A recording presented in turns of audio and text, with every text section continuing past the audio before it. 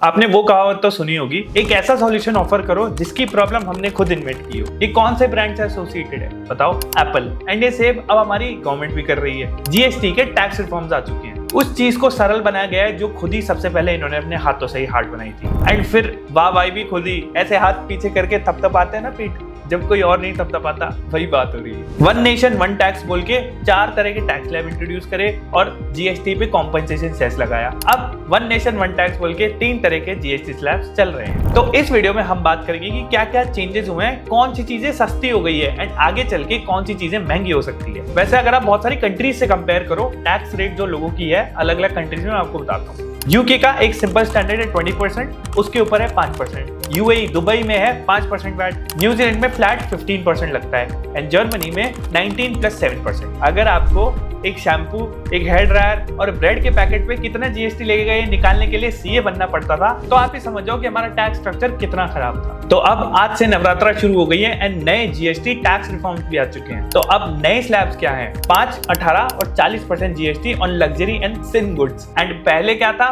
5, 12, 18, 28 और उसके ऊपर कंपनसेशन जीएसटी कंपनसेशन सेस अलग से लगता था। तो अब कंपनसेशन सेस पूरा हटा दिया है। 5, 18 और 40% के स्लैब पे ही बात होगी सिंपल। जो गाड़ियां पहले 48% टैक्स में आती थी वो 40% में आ गई, तो 8% सस्ता हो गया। कंस्ट्रक्शन का सामान घर बनाना 28% में आता था, अब वो 5 और 18 में आ चुका है। मैं एक एक प्रोडक्ट कैटेगरी आपको समझाता हूँ। तो डेली लाइफ में क्या चेंजेस होंगे, जैसे साबुन, शैम्पू एंड टूथपेस्ट, इन पे पहले 12% लगता था, अब 5 लगेगा। आटे पे 0% लगेगा, बिस्किट्स पे 5% लगेगा, मतलब रोटी टैक्स फ्री हो गई है। पर एक बात ध्यान रखना, बर्गर पे अभी भी टैक्स है। तो लोग जो भी जेनजी बर्गर ज्यादा खाती है, रोटी कम खाती है, भाई रोटी ज्यादा खाओ, पैसे भी बचेंगे, सेहत भी अच्छी होगी। और appliances, AC, TV, washing machine, ये 28 में आती थी लग्जरी कैटेगरी में, अब 18 पे आ गई है। तो अभी सस्ते हो जाएंगे 10% से। अब व्हीकल्स भी सस्ते हो गए हैं। 28% स्मॉल व्हीकल्स पे लगता था, अब उन पे 18% लगेगा। ट्रक्स वगैरह 28 में आते थे, वो 18 में आएंगे। Marble, bricks and wood products 12% पे थे, अब 5% पे हो गए। और एग्रीकल्चर और हेल्थ केयर की बात करता हूँ, ट्रैक्टर्स, हार्वेस्टर, ड्रिप इरिगेशन 12% से 5%। पेस्टिसाइड एंड फर्टिलाइजर्स 5% पे आ गए हैं। हेल्थ केयर भी सस्ता हो गया है। 33 लाइफ सेविंग मेडिसिन जो ड्रग्स होते हैं उन पे 0% लगेगा।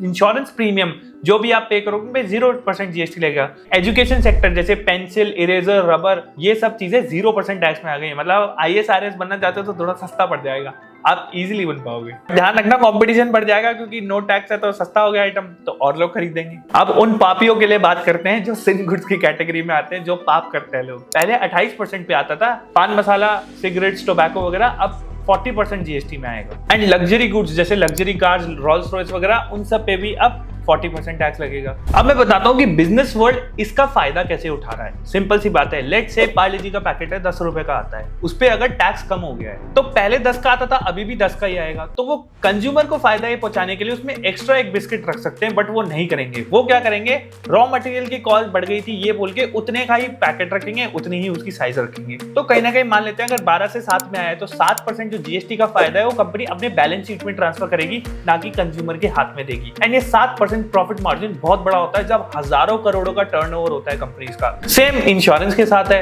इंश्योरेंस कंपनी 5%, 18% जीएसटी लगाती थी, अब उन पे जीएसटी 0 हो गया है। तो टेक्निकली जितना उनको फायदा हुआ है उतना उनको कस्टमर को डिस्काउंट देना चाहिए, बट नो, वो क्या करेंगे, अपनी पॉलिसी की बेस प्रीमियम की प्राइस बढ़ा देंगे। उससे क्या होगा कि उनको आगे तो टैक्स भरना ही है, हमें बेनिफिट पास ऑन करने के लिए, आगे खर्चे करने के लिए, जैसे नेटवर्क हॉस्पिटल बढ़ाने के लिए, सैलरीज देने के लिए, अपने ऑफिसेस चलाने के लिए, उन पे खर्चा करने के लिए उतना ही टैक्स देना है जितना 18% हम देते हैं। तो उनका कहना है कि वो टैक्स तो हमें देना ही है, तो हम कहां से लेंगे, पहले जो जीएसटी मिलता था उससे ही देते थे, तो वो अब प्राइस बढ़ गई। बात तो वही है।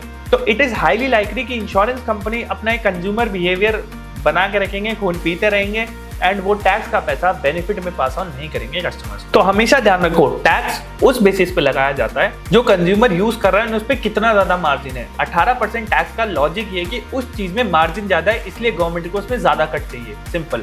लग्जरी कार्स में 40% ज्यादा इसलिए चाहिए क्योंकि उसमें मैन्युफैक्चरर का मार्जिन ज्यादा है, वो ज्यादा महंगा बेच रहे हैं। आपको ये ध्यान रखना है कि इस साइकोलॉजी आपकी नीड्स फुलफिल हो रही है। जैसे खाने की बात करें तो टैक्स कम हो गया है, स्टेशनरी पे टैक्स 0 हो गया है, एंड देन एसेंशियल आइटम्स पे 18 से 5% हो गया है, एंड देन कुछ चीजों पे 18 आई है। कार्स में कॉम्पेंसेशन सेस हटा दिया है तो वो भी एक फायदा है, झंझट खत्म हो गए। तो ओवरऑल तो जीएसटी 2.0 एक बहुत अच्छा स्टेप है। ये कस्टमर्स को फायदा देने के लिए बनाया क्योंकि रिकॉर्ड कलेक्शन हो रहा था जीएसटी में, बट ये प्रॉब्लम भी तो आप ही ने बनाई थी। तो इस प्रॉब्लम को पहले भी सॉल्व कर सकते थे। 8 साल बाद ये रिफॉर्म्स आए हैं, 2017 में लॉन्च हुआ था एंड 8 साल बहुत ज्यादा टाइम होता है, इतना लगना नहीं चाहिए था। गवर्नमेंट को लग रहा है हमने बहुत ज्यादा पैसे ले रही है कंज्यूमर से। At the same point of time इस बार 400 पार भी नहीं हुआ तो थोड़ा प्रेशर तो बनाइए। देखो शॉर्ट टर्म में फायदा जरूर होगा, जो भी डे टू डे बेसिस के गुड्स है वो सस्ते हैं, बट लॉन्ग टर्म में कंपनी इस बेनिफिट को कंज्यूमर्स पे पास ऑन करेगी या अपनी बैलेंस शीट में, ये देखना पड़ेगा। बिकॉज बेनिफिट जो मिला है सरकार ने कंज्यूमर्स के लिए दिया है, बट प्राइस तो कंपनीज के हाथ में है। अगर सबका ही एक नेक्सस बन जाएगा, जैसे सारी एसी कंपनीज ने बोला हम प्राइस नहीं कम करेंगे,